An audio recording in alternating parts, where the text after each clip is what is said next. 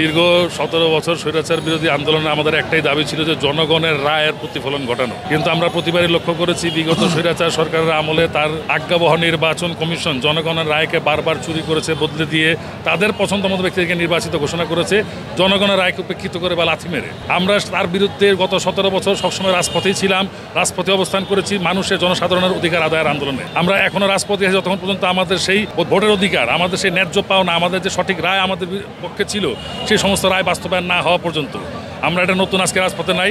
আমরা এর আগের থেকে 17 বছর আমরা রাজপথে ছিলাম, এখন রাজপথে আছি আমাদের জনগণের, বাংলাদেশের জনগণের ন্যায্য অধিকার প্রতিষ্ঠার জন্য, তাদের ভোটের অধিকার, ভাতের অধিকার, সমস্ত অধিকার প্রতিষ্ঠা করার জন্য। তেমনই একটি অধিকার আপনারা জানেন যে বিগত মেয়র নির্বাচনের সময় ঢাকা দক্ষিণ সিটি কর্পোরেশনের নগরবাসীরা তার বিরুদ্ধে সবসময় রাজপথে ছিলাম। তারপরে আপনারা জানেন যে হাইকোর্ট থেকে একটি রায় এসেছে আমাদের পক্ষে, সেই রায়ের বাস্তবায়ন আমরা এখনও দেখছি না। কী কারণে সেই রায়টি আটকে রয়েছে, কী কারণে তার বাস্তবায়ন হচ্ছে না, কী কারণে আজ ইশরাক হোসেন শপথ নিচ্ছে না বা শপথ নিতে দেওয়া হচ্ছে না, তার প্রতিবাদে আজকে আমরা রাজপথে আছি। এবং আমরা রাজপথে থেকেই আমাদের অধিকার, আমাদের পক্ষের রায়, আমাদের পক্ষের যে আমাদের যে ন্যায্য পাওনা সেটা আদায় করে আমরা ঘরে ফিরবো ইনশাআল্লাহ।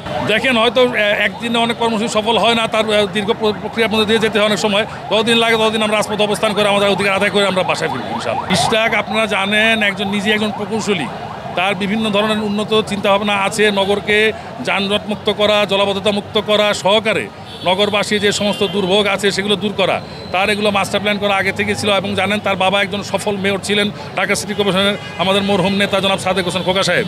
তিনি সফলভাবে নগরবাসীর প্রতি তার দায়িত্ব পালন করেছেন। আমার বিশ্বাস যে ইশরাকও তার বাবার পথ অনুসরণ করে এবং তার নিজস্ব মেধা দিয়ে উন্নত ঢাকা সিটি কর্পোরেশন গঠন করার জন্য যথেষ্ট ভালো ভূমিকা রাখতে পারে। আমরা বার্তা একটাই দিচ্ছি, আজকে না শুধু, আমরা 17 বছর যাবত একটাই বার্তা দিয়ে আসছি, জনগণের অধিকার প্রতিষ্ঠার লক্ষ্যে বাংলাদেশ জাতীয়তাবাদী দলের সকল পর্যায়ের নেতাকর্মী সবসময় রাজপথে থেকে তাদের অধিকার আদায় বাস্তবায়ন করে যাবে ইনশাআল্লাহ। আগে ভোট দিতে বলেন না তাদেরকে, আমরা ক্ষমতায় যাই, তাহলে তো আমরা ক্ষমতা জোড়া দেখাচ্ছি না, তো আমরা ক্ষমতা আরা আছে, ক্ষমতা জোর তারা দেখিয়ে আমাদের শপথটাকে বিলম্বিত করছেন। আমরা তো ক্ষমতা দেখাবো করতে, আমরা ক্ষমতায় আসি নাকি? যে কোনো কর্মসূচিতে ফাইনাল পজিশনে যাওয়া যায় না, সেটা শুরু করতে হয় ভিন্ন ধারা থেকে।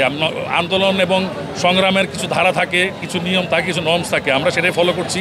আমরা প্রথম হালকা হালকা করে শুরু করেছি, এখন যখন দেখছি যে বিলম্বিত হয়ে যাচ্ছে আস্তে আস্তে আমাদের আন্দোলন জোর আরও বাড়বে। আমাদের আন্দোলনের বিভিন্ন পন্থা আমরা অবলম্বন করবো যাতে করে আমাদের রায়, জনগণের রায় আমরা বাস্তবায়ন করতে পারি। অবৈধ নির্বাচন কমিশন ছিল এবং তারা অবৈধভাবে জনগণের রায়কে বদলে দিয়েছে।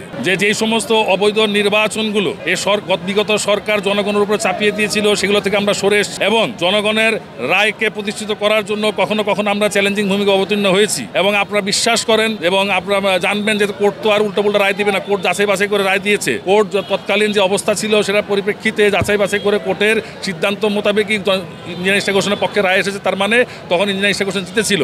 সব জায়গায় তারা চেষ্টা করেছে অবৈধ কাজ করার জন্য, নির্বাচনের রায় আমাদের উপর চাপিয়ে দেওয়ার জন্য, কিন্তু কিছু কিছু জায়গায় আমরা অতি শক্ত ভূমিকা পালন করেছিলাম এবং আমাদের পক্ষে রায় আনার চেষ্টা করেছিলাম। বিএনপি বিগত সমস্ত নির্বাচন অবৈধ ঘোষণা করেছে এবং সেই নির্বাচনের রায় চাই কেন, সেটা যদি আমাকে আপনি প্রশ্ন করেন তাহলে আমি আপনাকে উল্টা প্রশ্ন করি, এতদিন যে অবৈধ সরকার ক্ষমতায় ছিল, তারা যে অবৈধভাবে ছিল, তখন তাদের কেন জিজ্ঞাসা করেননি আপনি অবৈধভাবে আছেন কেন? ঠিক ঠিক ঠিক 17 বছর দুর্ভোগের মধ্যে থেকে 17 বছর পর 5ই আগস্ট 2024 সালে আমরা স্বৈরাচারের পতন ঘটিয়েছি।